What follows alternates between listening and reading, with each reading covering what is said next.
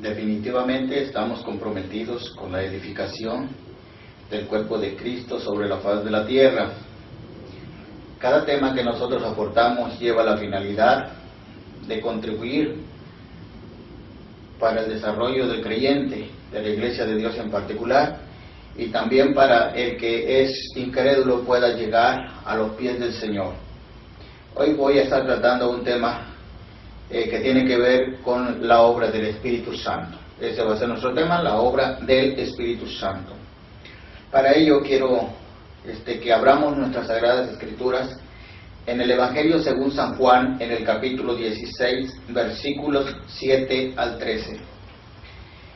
El tema del Espíritu Santo es un tema muy necesario en este tiempo.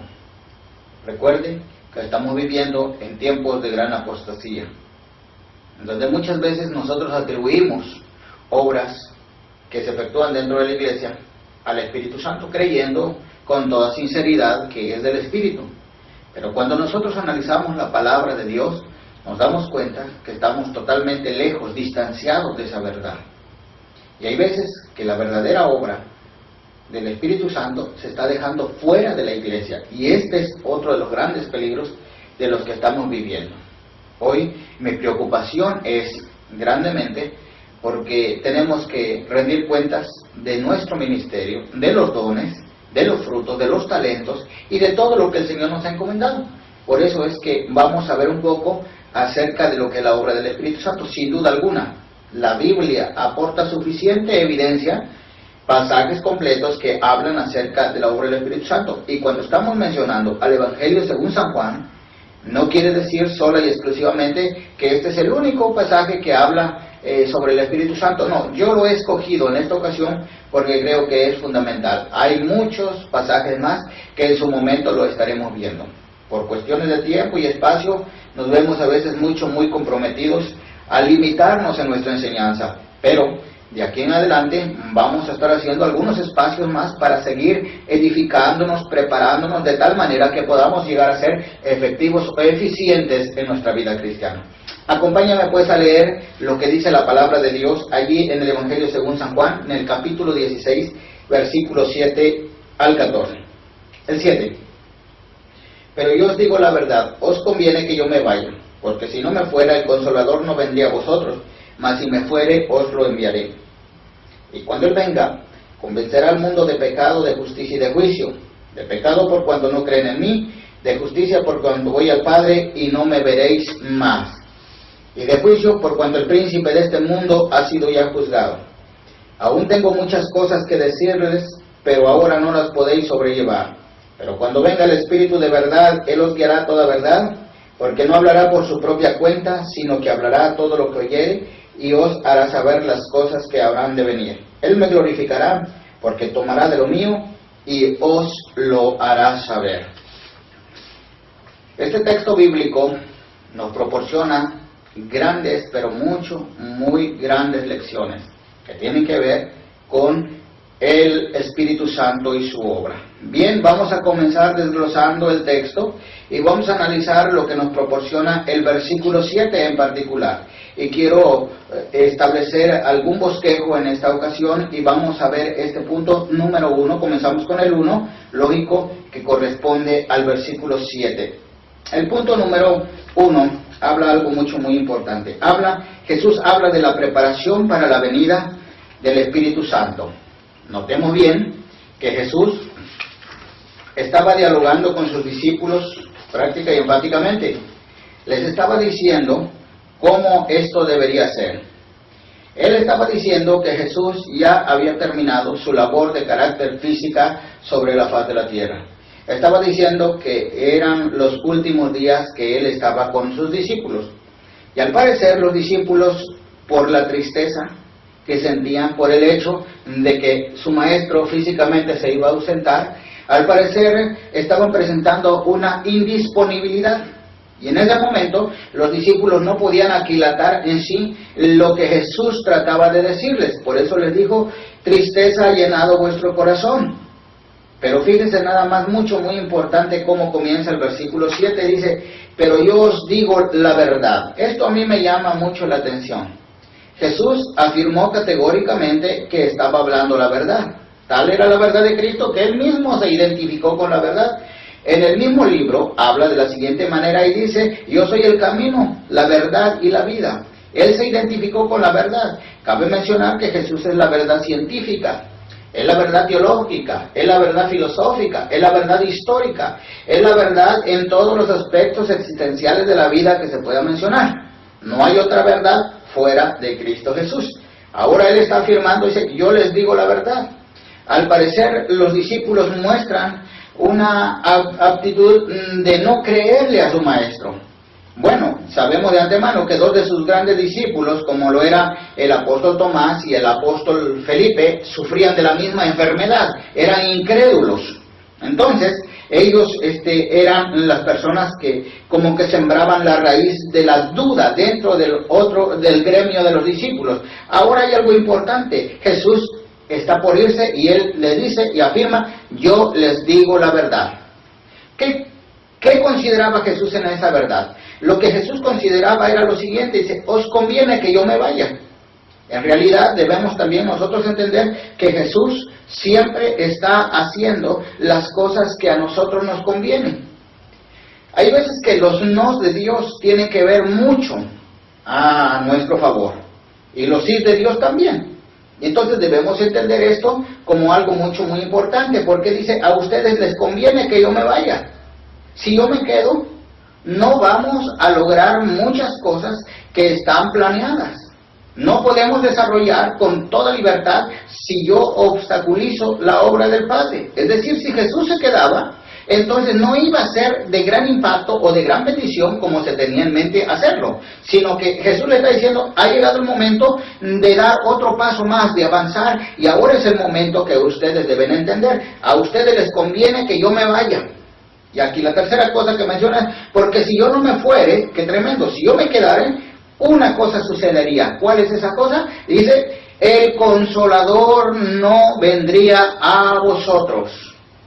Aquí nosotros estamos encontrando entonces cómo Jesús está preparando el terreno para que el Espíritu Santo pudiera venir.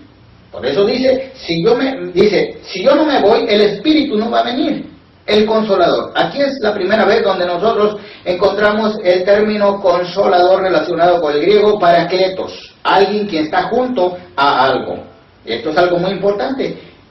Mi propósito es que venga el Espíritu Santo para que sirva como consolador, para que esté junto a ustedes, para que les instruya y para que, tantos beneficios que más adelante vamos a estar discutiendo sobre este particular, que Jesús quería que los discípulos entendieran. Pero sigamos leyendo el texto. Dice: el Consolador no vendrá a vosotros, mas si me fuere, os lo enviaré. Cabe mencionar también que Jesús estaba enseñando en esta preparación, una enseñanza previa estaba dando, diciendo: yo soy el que voy a enviar al Espíritu Santo.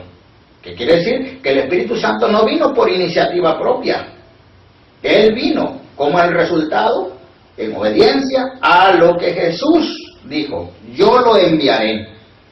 Él no vino por su propia cuenta. No sabemos si estaba dentro de las disponibilidades del Espíritu Santo venir a la tierra, porque eso no lo muestra la Biblia, pero lo que sí sabemos es que Jesús fue quien lo envió. Este punto que hemos acabado de ver y de leer es la preparación, la previa preparación para la venida del Espíritu Santo. ¿Se basa en qué? En que Jesús dijo la verdad. Segundo, en que a nosotros nos conviene que Jesús se haya ido. Tercero, que si Jesús hubiera quedado, no hubiese sido posible la venida del Espíritu Santo. Y por último, que Él lo iba a enviar. Qué importante es esto.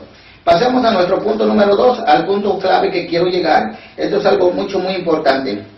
Desde el del versículo 8 al versículo 12, nosotros podemos entender algo muy importante.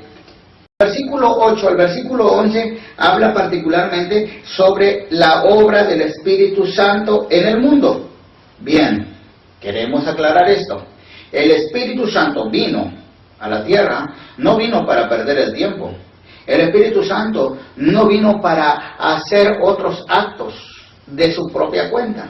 El Espíritu Santo vino a la tierra y está en la tierra para desarrollar un proyecto predeterminado por el Padre, por el Hijo, en una coeternidad y consubstancialidad desde los días de la eternidad.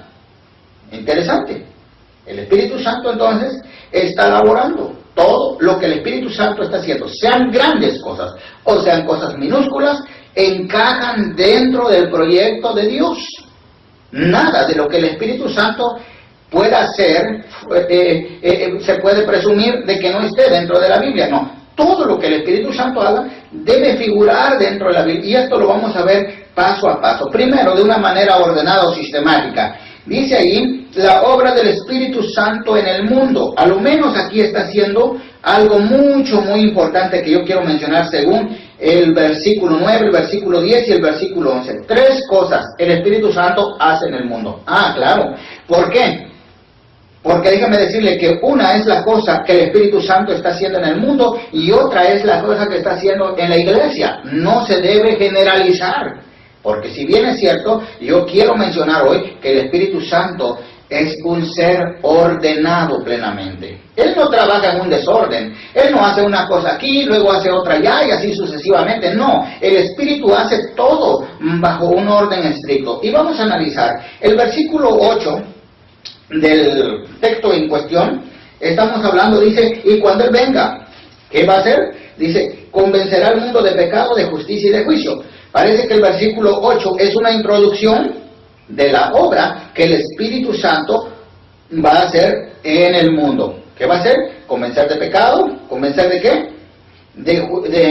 Convencer de juicio y de justicia. O de justicia y de juicio. 3 cosas importantes. Vamos a analizarlas una por una, en el nombre del Señor. La primera labor que nosotros encontramos que el Espíritu Santo hace en el mundo es la labor de convencimiento. Esto a nosotros nos debe de llenar de gozo y alegría, y también de inteligencia, de conocimiento. Déjeme decirle por qué. Muchas veces hemos encontrado a creyentes frustrados por el hecho de decir, bueno, yo he estado hablando de Cristo a mi vecina, a mi vecino, y así sucesivamente. He estado yo tratando con aquel hombre, con aquella mujer, para que vuelvan a los caminos de Dios o que tengan su encuentro personal con Cristo, pero definitivamente son personas muy duras. Ahora bien, dicen, no más. ¿Qué quiere decir esto? Esto quiere decir prácticamente que estos cristianos han entrado en un terreno que no les pertenece. ¿Cuál es ese terreno que no les pertenece? Es decir, la labor de convencimiento.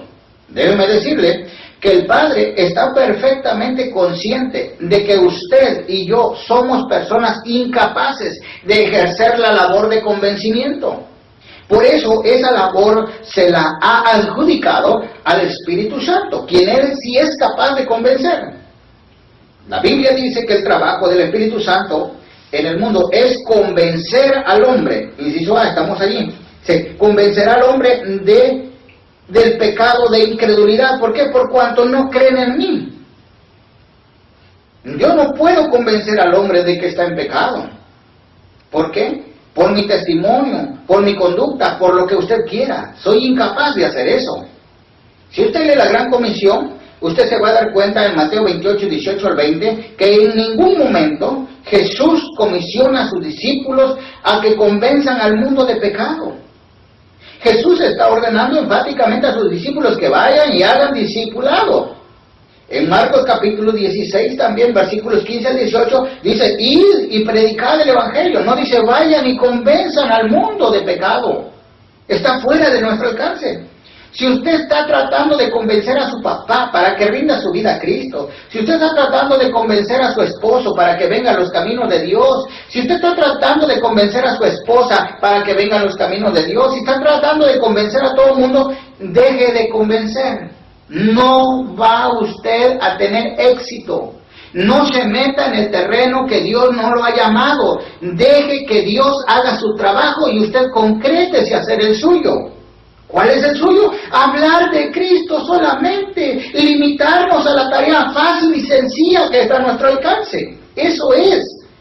Si nosotros nos metemos al terreno que no nos pertenece, vamos a terminar amargados, frustrados, tristes, definitivamente.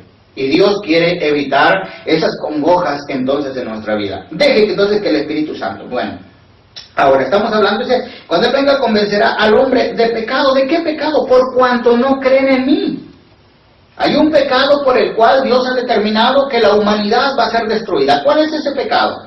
Ese pecado simple y sencillamente es el pecado de incredulidad. Es decir, el rechazar a Cristo como su Salvador.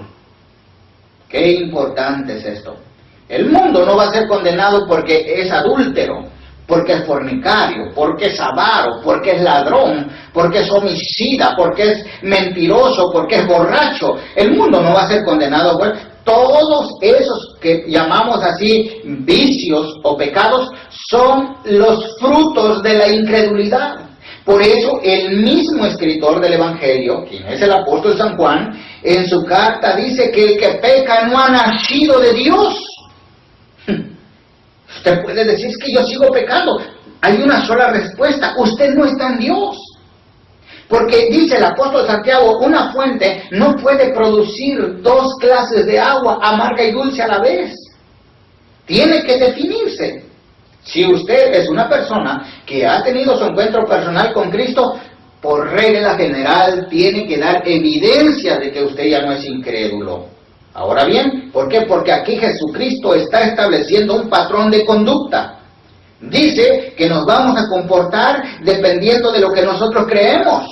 Si nosotros creemos en Cristo, dice el apóstol Pablo, hemos muerto al pecado. ¿Cómo es posible que podemos seguir viviendo así? Si somos pecadores, y entonces estamos bajo la ley del pecado, somos esclavos del pecado, pero si ya estamos en Cristo, hemos sido libertados de esa esclavitud. En Gálatas 5:1 dice, estad pues firmes en la libertad con que Cristo nos hizo libres, y no estéis otra vez sujetos al yugo de esclavitud. El pecado es un yugo de esclavitud, y sobre todo cuando se trata de la incredulidad. Note bien esto. Esto es algo que usted siempre debe estar cultivando. Entonces, el Espíritu Santo vino a decirle al hombre que va a ser condenado porque está en un estado de incredulidad. Por eso Jesús exhorta al apóstol Santo Tomás y al apóstol Felipe y dice, no seas incrédulo, sé creyente. Dios nos exhorta a que seamos creyentes. Lamentablemente, muchas de nuestras iglesias tenemos todavía gente incrédula, que profesa ser cristiana, pero que definitivamente con sus hechos la niega. Pero ahora bien, lo que el Espíritu Santo está diciendo, que Él tiene un trabajo con usted, es convencerle de que usted es un pecador. Usted puede decir, bueno, yo no robo, no mato, no fumo, no esto, no lo otro. Y yo le puedo decir algo muy importante. Usted es una persona de principios morales intachables. Pero esto en nada tiene que ver con la naturaleza que usted tiene dentro de su vida misma. Usted tiene una naturaleza como todo el resto de los seres humanos tenemos. ¿Cuál es esa naturaleza? La naturaleza pecaminosa. Usted tiene que aprender a reconocer, como dijo el salmista David en el Salmo número 51, en pecado he sido formado y en pecado me concibió mi madre. Esto es interesante. El hecho que usted sea una persona de principios morales intachables no significa que sea salvo o que tenga vida eterna. Porque dice, Dios todo lo encerró bajo pecado. Y queda establecido para el hombre que muera una sola vez y después de esto el juicio. Sea usted el peor de los pecadores del mundo o sea una persona de principios morales intachables, si Cristo no está en su vida, es el mismo destino o fin que tendrá. Por eso, el Espíritu Santo está hablando en esta hora, le está hablando a su vida, le está haciendo recordar que es necesario que usted se despoje de la incredulidad y se entregue por completo a Cristo Jesús para que pueda gozar del título o tener la autoridad de ser llamado Hijo de Dios. Qué interesante. ¿Es usted hijo de Dios? ¿O presume serlo? ¿Tiene fe que lo es? ¿O es atrevido? Yo le recomiendo que analice la palabra de Dios para que se pueda usted dar cuenta a cuál de los dos grupos pertenece, si a los de los hijos o si pertenece al de los incrédulos. Bien, pasemos a la otra labor del Espíritu Santo en el mundo. En el inciso B, y el versículo precisamente 10 dice, Convencer al hombre de que la justicia de Dios está a su alcance. Algo importante. No solamente vino a decirle, tú eres un pecador, ya estás perdido. No, también vino a decirle, mira, si tú quieres volverte a Dios, hay justicia, hay justificación. Dios te puede justificar. Esto es interesante. Está a tu alcance. Quiero decirle algo importante. En ningún momento el Espíritu Santo lo va a obligar a usted a que vaya a los pies de Jesús. Es un acto voluntario. Dios no está obligándote para que vayas a su cielo. Dios tampoco te está obligando para que vayas al infierno. La opción está en ti. La justicia de Dios está a tu alcance. Jesucristo vino. ¿A qué vino Jesús? Vino precisamente a hacer posibles todas las cosas. En Lucas 1:17 dice, porque no hay nada imposible para Dios. Lo que era imposible para los hombres, para Dios se ha convertido en lo más posible y lo ha puesto a nuestra disponibilidad. Nadie sobre la faz de la tierra te puede dar un crédito de que tú seas la persona más justa. Solamente la justicia de Dios se obtiene mediante el sacrificio de Cristo. Si usted es una persona que quiere en realidad enmendar su vida, quiere volverse a Dios y quiere ser participante de la justicia de Dios, no hay otro camino, sino el cual usted tiene que obedecer enfáticamente las Sagradas Escrituras. Dejar que Dios aplique la justicia de su Hijo Cristo sobre su vida, en donde Dios lo determina a usted como una persona que nunca ha pecado. ¿Puede usted decir, será posible esto? Todo lo es posible. Dice el escritor del libro de los Hebreos que Él presentó un solo sacrificio, único, para siempre, perfecto. Si Jesús no le puede ayudar, definitivamente nadie fuera del universo o dentro del universo le va a poder ayudar. Solamente su problema puede ser solucionado en la persona de Cristo. Está diciendo entonces el Señor Jesucristo en el versículo 10, el texto en cuestión, está diciendo que la justicia está a nuestro alcance entera y definitivamente. La tercera obra del Espíritu Santo que hace con la labor de convencimiento en el hombre es precisamente lo que nos dice el versículo 10. El versículo 10 dice, convencer al hombre del juicio, de que el juicio de Dios está decretado. Yo quiero decirle en el nombre del Señor esto. Mientras usted esté sobre la faz de la tierra, usted es libre para tomar cualquiera de las dos decisiones. Bien, yo quiero enseñarle algo en esta hora. Dios no se maneja bajo el punto de neutralidad. En este mundo solamente hay dos inclinaciones posibles que nosotros podemos hacer. Primero, es inclinarnos hacia Dios, o segundo, inclinarnos al diablo, pero no podemos darnos el lujo de decir, yo no estoy ni con Dios ni con el diablo. ¿Por qué? Porque si usted no se decide por Dios, por ende, Dios va a tomar en cuenta que usted está declinado por el diablo. ¿Por qué? Porque el territorio del diablo es muy amplio. También el de Dios. Pero déjeme decirle una cosa. Dios es una persona en determinado momento extrema. Por ejemplo, leemos en el libro de Apocalipsis, dice, por cuanto no eres ni frío ni caliente, sino que eres tibio, te vomitaré de mi boca. No hay nada nauseabundo sobre la faz de la tierra que el agua tibia. Y esto produce náuseas. Y una persona cuando no se decide ni por Dios ni por el diablo, es lo que provoca náuseas. Usted debe estar definido. Usted puede decir, es que yo he leído toda la Biblia, yo conozco la Biblia, yo fui estudiante de instituto bíblico, de seminario, tengo una licenciatura, tengo una maestría o varios títulos de doctorado. Eso de nada le sirve si usted está en una indecisión. Usted tiene que definirse. No puede estar jugando a la iglesita, no puede estarle jugando al vivo con Dios. ¿Quién jugó con Dios y le fue bien? Déjeme decirle esto, el juicio está decretado. La Biblia dice, por cuanto el príncipe de este mundo ha sido ya juzgado. ¿Quién es el príncipe de este mundo? Definitivamente Satanás, el enemigo de nuestras almas. Él está interesado en usted. ¿Y para qué? ¿Para bien? No, para mal, para llevárselo al infierno, torturarle toda una eternidad. En ningún momento Dios hizo el infierno para el ser humano, menos el lago de fuego.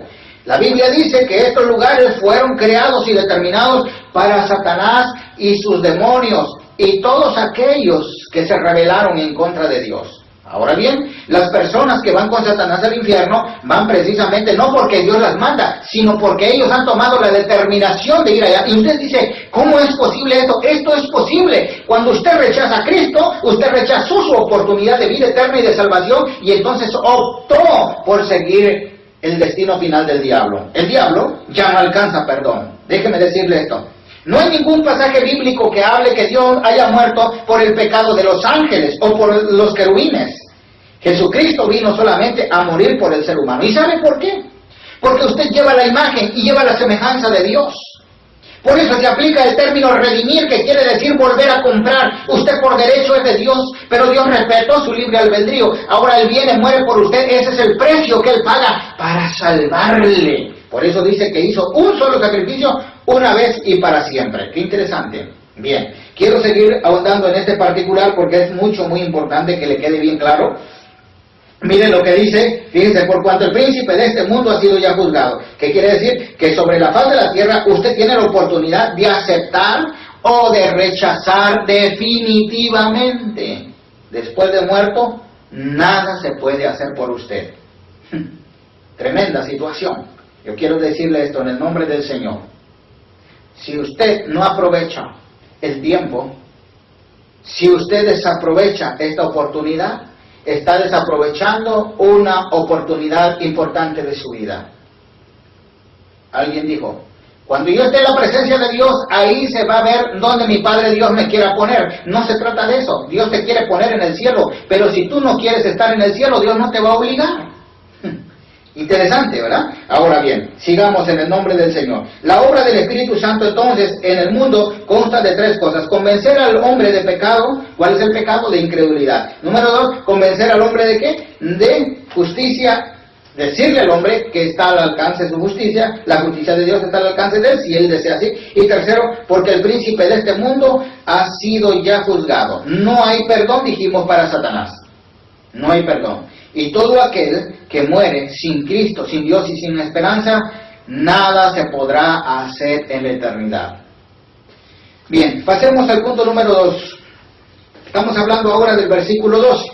El versículo 12 es algo muy importante. Dice, aún tengo muchas cosas que decirles o deciros, pero aún no podéis sobrellevar. Aún no los podréis sobrellevar. Qué interesante. El versículo 12 nos habla Jesús aquí, dice, Jesús deja un espacio para el desarrollo de la obra del Espíritu Santo. Qué importante es esto. Cuando Jesús estaba dando esta cátedra a sus discípulos, concerniente al programa que el Espíritu Santo iba a desarrollar sobre la tierra, pasó algo muy importante. Los discípulos, por estar entristecidos por el cual dijimos que su maestro se iba al cielo, no podían captar todo lo que Jesús dijo. Entonces Jesús notó esta situación. Y Jesús dijo, tengo muchas cosas que decirles. Note usted, ¿qué tantas cosas? Jesús tomó la determinación de no decirle por la falta de disponibilidad de sus discípulos. ¿Cuántas cosas o cuántas oportunidades nosotros hemos dejado pasar en el cual Jesús nos ha querido enseñar? Y lo hemos dejado por el simple hecho de que hemos puesto una indiferencia depravada. Nos hemos comportado como indiferentes, como que si nada pasara. Esto es algo que se está tomando en cuenta. Jesús le dijo, tengo muchas cosas que decirles, pero en este se los digo, no son capaces de entenderlas, menos de obedecerlas. Entonces Él deja un espacio para que cuando el Espíritu Santo venga, Él comience a trabajar de esta manera. Comienza otra vez a revelarnos. Por eso el versículo 14 dice, Él tomará de lo mío y lo hará saber. Esto lo vamos a explicar más adelante, pero ahora en lo que concierne es esto. Cuando se dijo esto, note bien, todavía el Nuevo Testamento no existía. La Biblia que usaron Jesús y todos los apóstoles o sus discípulos fueron el Antiguo Testamento. constaba de 3 grandes divisiones, que era la ley, Génesis, Éxodo, Levítico, Números y Deuteronomio, y los profetas, desde Josué hasta Malaquías, exceptuando el libro de los Salmos. El libro de los Salmos constituye el himnario de los judíos. Bien, estas 3 grandes divisiones constituían el Antiguo Testamento y la Biblia para los apóstoles. Entonces, no se contaba con los 27 libros del Nuevo Testamento. Ahora, cuando el Espíritu Santo vino, lo primero que el Espíritu Santo comenzó a hacer precisamente con la vida de los apóstoles fue inspirarlos para que escribieran y registraran 3 cosas importantes. Primero, toda la manifestación del Hijo de Dios, que son los evangelios, y segundo, que registraran también la proclamación de la obra de redención, que es el libro de los Hechos, y luego la explicación de esa obra redentora que estamos hablando de las epístolas, y que también Juan contribuyó grandemente para poner la coronación, cerrar el canon bíblico con el libro de Apocalipsis. No necesitamos más libros, no tenemos necesidad, nuestra Biblia está total y enteramente completa. Bien, ahora, este es un trabajo grande que el Espíritu Santo, inspirar y librar de errores. Usted puede decir, pero es que la Biblia contiene muchos errores. Y déjeme decirle que la Biblia es un libro sin errores. Estoy hablando de la Biblia, no estoy hablando de versiones. Puede que sí tengamos problemas de redacción, tengamos problemas gramáticos, pero problemas de contenido no. ¿Por qué? Porque la palabra de Dios es perfecta, de inspiración verbal y plenaria. Ahora bien, por eso la Biblia se constituye, escuche bien, en el libro en el cual el Espíritu Santo usa para desarrollarse tanto en el mundo como dentro de la iglesia. Bien, pasemos rápidamente entonces al punto número 4, que esto es algo interesante, que narra desde el versículo 13 al versículo 14. Y aquí data la obra del Espíritu Santo en la iglesia. Sí. Una cosa es lo que el Espíritu Santo hace en el mundo, dijimos. Ahora vamos a ver lo que el Espíritu Santo hace en la iglesia. Esa es la otra cosa. Aquí a lo menos yo encuentro en este pasaje 4 cosas. Y no quiere decir, vuelvo a repetir, que esta obra del Espíritu Santo se limite única y exclusivamente a este pasaje. No, porque existen muchos pasajes que nos van revelando más y más de la obra grandiosa que el Espíritu Santo está haciendo en todo el mundo. Pero ahora nosotros estamos estudiando nada más esto. Y encontramos precisamente en el versículo 13, encontramos a lo menos 3 grandes obras importantes que el Espíritu Santo hace. Dice, pero cuando venga el Espíritu de verdad, Él os guiará a toda verdad. La primera cosa que el Espíritu Santo hace a la iglesia es guiarla a la verdad. No hay otro más interesado que el Espíritu Santo para con la iglesia de guiar a toda la verdad. ¿Cómo lo hace el Espíritu Santo? El Espíritu Santo lo hace levantando a hombres y dándoles ministerios. Lo hace también capacitando a la iglesia con sus dones. Lo hace con el cristiano y capacitándole con su fruto. Y ese fruto tiene varias manifestaciones, a lo menos 9 manifestaciones, según Gálatas capítulo 5, versículos 22 y 23. Más el fruto del Espíritu es gozo. Note bien, dice fruto, no dice frutos.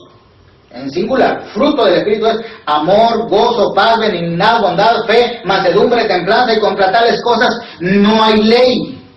Quiero decirle entonces en el nombre del Señor que el Espíritu Santo, tanto con el fruto, con los dones, con los ministerios, con los talentos, está guiando a la iglesia a toda verdad. Ese es un trabajo único y exclusivo que tiene el Espíritu Santo, guiar a la iglesia hacia la verdad. Qué interesante es esto. Ahora bien, pasemos al trabajo número 2 o a la obra número 2. Estamos en el versículo 13, donde estamos leyendo, dice, porque no hablará por su propia cuenta, sino que hablará todo lo que oyere del Padre. ¿Qué quiere decir? Enseñar a la iglesia lo dicho por el Padre. Aunque sea de la Trinidad o Triunidad, como le querramos llamar. Y déjeme decirle algo importante, muy importante. No tiene autorización el Espíritu Santo de hablar algo por sí mismo. La Biblia lo está estableciendo, que Él todo lo que diga, lo va a hacer en base a lo que Él ha oído del Padre. Esto nos establece un principio. Todo lo que el Espíritu Santo haga, figura dentro de la Biblia. ¿Se ha puesto usted a pensar ¿Cuántas cosas de lo que nuestras iglesias están practicando es en realidad lo del Espíritu Santo? ¿O es lo de la carne? ¿O es lo del diablo? Yo dejo que mediten eso, porque es importante que usted piense. Ahora vamos a aplicarlo de manera individual. ¿Qué tanto de lo que yo estoy haciendo es del Espíritu? ¿Y qué tanto es de lo mío? Note bien, nosotros no tenemos autoridad. Escuche bien, no tenemos autoridad para trabajar en la obra de Dios de acuerdo a nuestros pensamientos, de acuerdo a nuestras propias inquietudes o nuestro propio instinto. Dios ha dejado sus reglas. El Espíritu Santo es el único capacitado para esto y Él lo hace en base a su palabra, a la palabra escrita. Esto es interesante, porque no hablará nada por su propia cuenta, sino que hablará todo lo que oyere del Padre. Me preocupa esto, porque he escuchado un sinnúmero de expositores bíblicos que afirman que lo que están haciendo es del Espíritu Santo, cuando en realidad ni siquiera una milésima de esa práctica figura en las Sagradas Escrituras. Es triste. Yo quiero decirle que usted comience a cultivar el temor de Dios en su vida. Comiéncese a sujetar. Fíjese nada más, comiéncese a sujetar. Hay un principio que no tengo la cita ahorita precisamente, pero dice, mas esto hemos escrito, está en 1 Corintios, mas esto hemos escrito, ¿sí?, de manera para que nadie piense más allá de lo que está escrito. Si a veces se nos ha limitado para no pensar más allá de lo que está escrito, ¿cuánto más se nos ha limitado para no hacer más allá de lo que está escrito? Ahora dice, cuando nosotros hayamos hecho todo lo que teníamos que hacer, nos graduamos como siervos inútiles. Porque siervos inútiles somos, porque lo que deberíamos hacer, eso hicimos. Ahora bien, estamos allí precisamente que el Espíritu Santo enseña a la iglesia lo dicho por el Padre. No lo dicho por otras cosas, otras personas. No lo dicho por Él mismo, sino lo dicho por el Padre. O sea, está siguiendo un programa al pie de la letra. Yo no creo en esas falsas revelaciones que dicen, ahora tengo una revelación de esta naturaleza y ahora Dios me ha revelado este nuevo camino y este nuevo proyecto. No, no hay nada nuevo, todo es repetitivo. Los principios están establecidos. Déjenme meterme un tantito más allá a la cocina, porque ya estamos entrando en confianza. Y yo quiero decirle esto, algo muy importante.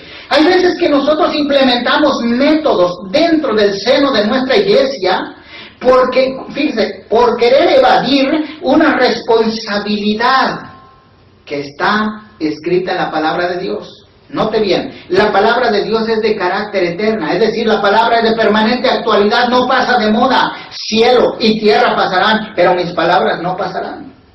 Ahora bien, todo lo que usted trate de implementar en la iglesia debe figurar dentro de la Biblia. Usted puede decir, hermano David Hernández, lo que pasa es que usted es un bibliólatra. Póngale el título que quiera, pero yo tengo evidencia para probar lo que hoy estoy haciendo. Y me da mucha tristeza y me da mucha lástima que a veces nosotros queremos manejar nuestras iglesias o nuestras congregaciones como si fuera un negocio propio, como si fuera una empresa de carácter particular, olvidándonos que somos administradores de los bienes de Dios y que un día tenemos que dar cuenta por nuestra ministración o administración también de ella. Ahora esto es algo tremendo y muy serio. No se trata de cómo yo voy a hacer las cosas, se trata de cómo Dios quiere que yo haga las cosas dentro de su iglesia. Esto es interesante. El Espíritu Santo, siendo Dios, se está sujetando al Padre para hacer lo que el Padre le dijo exactamente que hiciera. El apóstol Pablo también, por ejemplo, dice que quisimos ir allá, pero el Espíritu Santo nos prohibió. ¿Por qué nos prohibió? El Espíritu Santo tenía sus razones para hacerlo. ¿Qué quiere decir esto? Si el Espíritu Santo le prohibió a Pablo fue un tremendo ministerio, que hoy, en este tiempo, no conozco a ningún ministerio que le llegue ni siquiera a los talones al apóstol Pablo. Y fíjese nada más que tremendo. No le llegan ni a los talones al apóstol Pablo, y el apóstol Pablo dijo, yo soy catalogado como un abortivo porque no soy ni digno de ser llamado apóstol. ¿Cuántos apóstoles tenemos en este tiempo? Títulos que en realidad les queda muy grande. Ahora déjenme decirles esto, algo muy importante. Yo estoy exhortando en el nombre del Señor porque quiero que usted se afiance de una manera correcta. No estoy diciendo que no existan apóstoles. Yo conozco a algunos de ellos y que Dios los bendiga por ser tan hombres dignos de Dios. Pero en lo que concierne, si usted está usando un título que a usted no le pertenece, mejor quédese callado y hace mejor. Ahora bien, sigamos esto en el nombre del Señor. ¿Por qué? Porque el Espíritu Santo, estamos diciendo, que no habla por sí mismo. Él habla siguiendo un proyecto. Él está realizando un trabajo prescrito desde antes de la fundación del mundo. Qué interesante es esto. Ahora bien, la tercera labor que el Espíritu Santo hace dentro de la iglesia es revelar los acontecimientos futuros. Yo quisiera decir algo muy importante. El creyente no tiene necesidad de consultar al zodiaco. El creyente no tiene necesidad de consultar a un adivino, a un hechicero, sortílego, agorero, brujo o encantador. No tiene, escuche bien, la libertad para hacerlo.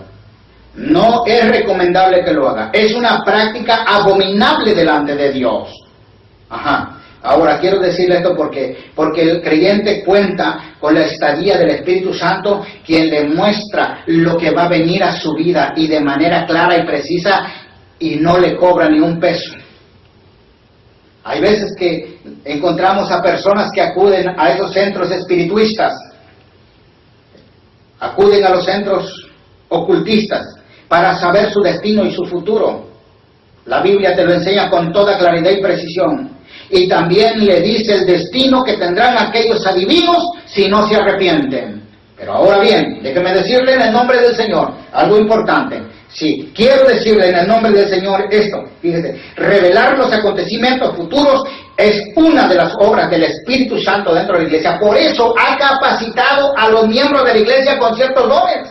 Por eso tenemos el don de profecía, por eso tenemos discernimiento de espíritu, por eso tenemos palabra de ciencia, por eso tenemos palabra de conocimiento, por eso Dios nos ha provisto con esos dones, porque Dios no quiere que nosotros vivamos en una incertidumbre, sino en una seguridad, y para eso está el Espíritu Santo.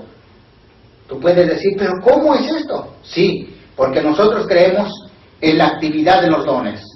Y porque creemos que el Espíritu Santo es Dios y es eterno, y también sus obras lo son dentro de la iglesia. Usted me puede decir, pero es que eso nada más fue para la era apostólica. No, está equivocado.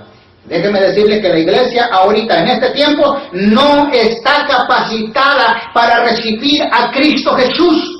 La iglesia dice que va a ser levantada cuando no falte nada en ningún don. Y ahorita, escuche bien, ¿cómo están nuestras iglesias? Nuestras iglesias están llenas de carnalidad, están llenas de pecado. Hay ministros de parte de Dios que aprueban el pecado, que fomentan el pecado, que se asocian con el diablo, presumen estar trabajando para Dios, pero que en realidad no están trabajando ni para ellos, están trabajando para el diablo, y que Dios los guarde. A mí me molesta esa actitud. ¿Por qué? Porque si para algo Dios nos ha levantado es para gloria suya. Y esta es la otra parte que el Espíritu Santo hace en la iglesia. Dice el versículo 14, Él me glorificará. Qué tremendo, fíjese. Él me glorificará porque tomará de lo mío y os hará saber. Dios te ha levantado como ministerio, te ha levantado como ministerio para que glorifiques el nombre de tu Señor, no para que te exaltes tú. Está muy cruel lo que digo, pero esta es una verdad. Es una verdad que tiene que ser predicada. Dios me ha levantado para glorificar al Padre. Quizás yo no soy un excelente expositor, pero lo que hoy hago, lo hago con verdad y con sinceridad y basándome en la recta interpretación de la palabra. Y es necesario que se te diga esto, porque si no, tu fin será muy triste. Mira lo que dice el Evangelio según San Mateo capítulo 7, versículos 21 al 23. Muchos en aquel día me dirán, Señor, Señor, no en tu nombre profetizamos, no en tu nombre echamos fuera demonios, no en tu nombre hicimos muchos milagros. Y dice, entonces yo les declararé aquel día, nunca os conocí, apartados de mí, hacedores de maldad. ¿Por qué? Porque te preocupaste por ti y no te preocupaste por la obra del Señor, porque marcaste diferencia en tu iglesia, Porque al que te aportaba económicamente suficientemente, lo palmeabas, lo abrazabas, y al que no tenía quizás para comer y no te daba nada, lo hacías a un lado, marcando diferencia, como que si el rebaño fuera tuyo. Perdóname, esto es de Dios. Ten cuidado con lo que haces. Sería muy bueno que después de esta exposición tú revisaras tu vida y optaras por lo mejor, por el mejor camino. Escucha bien, tú tienes la finalidad, así como el Espíritu Santo, de glorificar a Jesús en tu familia, en la iglesia donde estás pastoreando, en tu ministerio, en tu trabajo. Esa es tu responsabilidad, glorificar, porque dice que fuimos creados para gloria suya, no para gloria nuestra, que el Señor nos libre. Bien, hemos entonces estado hablando y quisiéramos hablar mucho sobre este particular, pero creo que esto es esencial para que contribuya con la formación y la edificación. Ahora bien, hermana, fíjate nada más en qué problemas estamos muchas veces.